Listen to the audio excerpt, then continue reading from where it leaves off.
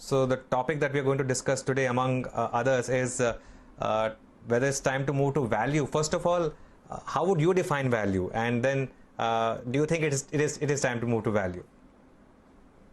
So we just wrote a piece which I'd shared with you and Surbi before the call.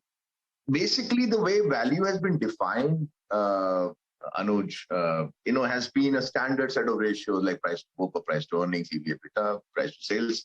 We all know that. We are all very familiar with that. But the way we decided to look at value was very differently, which is that let us look at value simply in real terms. Real means adjusted for inflation terms. And that when we looked at the world, including India, we came up with some very interesting aspects. And some of the most interesting things was, and this, by the way, this we ran last year. We had been on this theme last year, but we just published a piece of research now, which is that there are so many assets, so many commodities, so many soft commodities, hard commodities, which have done nothing for 15 years, if not 20 years. So you look at oil, it's $60 today. It was $60 15 years back, 10 years back. Even at some point in the first half of 2000, from 2000 to 2005, it was around 40, 50, $60. If you look at copper, look at nickel, aluminum, all these and soft commodities, agri commodities, they have been in a long-term bear market. Hence, in real terms, inflation adjusted, if the price is flat for 20 years, to take a normalized 22% inflation every year, which is on the lower side, you're looking at, in real terms, the oil is more or less like at $30 today, or $35 today, or $40 today, inflation adjusted. We said this is the other way to look at value. This is really deep value. Things have simply cheapened over years and decades, therefore available at half their historical valuations. And that we found oil to be there, steel to be there, nickel to be there, zinc to be there, copper to be there, lumber to be there. So when you look at the world differently from this lens, a lot of new trades opened up, and which is why we bought steel last year, we bought Hindalco last year, we bought some of the stocks mentioned by Surabhi, just before I came on, steel stocks. We bought all of them last year because of this basic thesis that these are in real terms, deepest value plays available in the market anyway. Okay, got that, Shankar. That's an interesting point. And yes, I guess you've been ahead of the curve in playing the commodities sort of move. But let me ask you about the other area where, quote unquote, there's value, and I'm talking industrials. Now, the thing is, here there's been value for years together, and then you might end up getting into what is called as a, quote unquote, value trap. So is it different this time? Is it different now? So the two terms I have no understanding of is something called moats, and second is value trap. I have no idea what the hell these terms mean. I keep hearing them all the time. And the third is goes at reasonable price. Again, I don't understand that. So leaving all these fancy things aside, the simple thing is that when a stock or a sector or a group asset class has not done anything for years and decades, okay, there is some pent-up return potential that it has started to accumulate. Okay, so if let's say PSU banks, for example, I'm not saying they're a buy or not.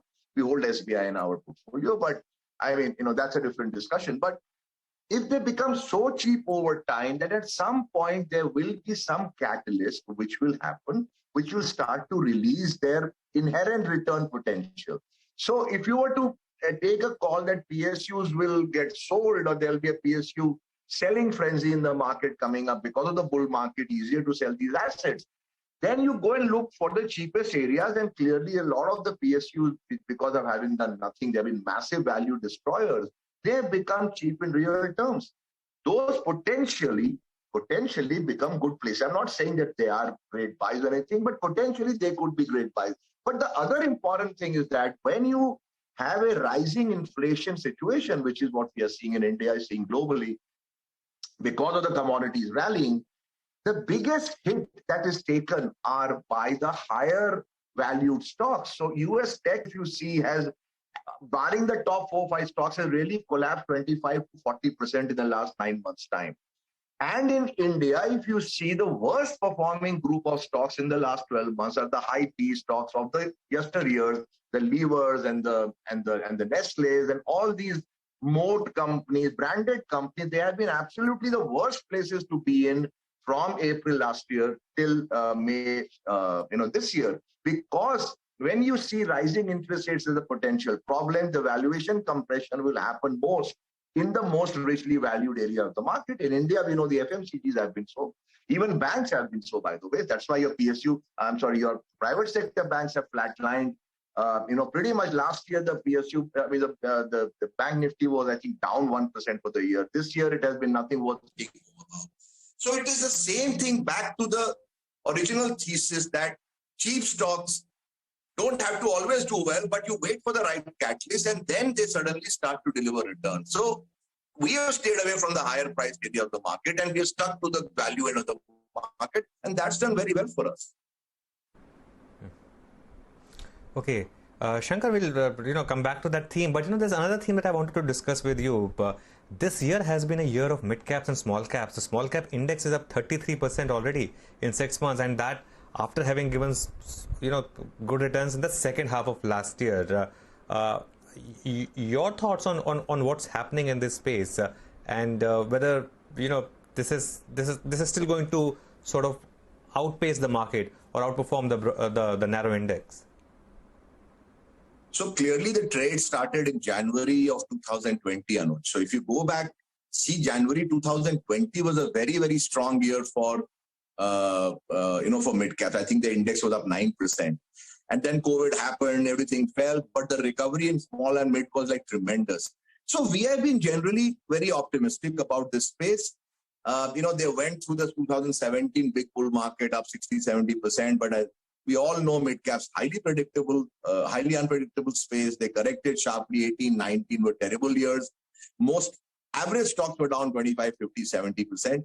This time, again, because of the overall loosening of credit, which we saw last year after the COVID, inevitably will come to the riskiest ends of the market. I mean, that is commonsensical. So when you have rates cut down to zero, the monies will flow to venture capital deals and those kinds of highly risky area of the market. And in the listed space, that's the small caps. So it was a pretty clear trade that because of COVID, loosening of purse strings, and a big bear market prior in small cap, that was the area which had the biggest headroom to rally. And we are seeing exactly that, but I don't think it is done yet. I mean, I just think because of our historical baggages of 2018 crash, and of course, historically also before that, we are all skeptical and all scared. But I do believe that's a decent space provided you choose wisely. I think it's still got plenty of legs.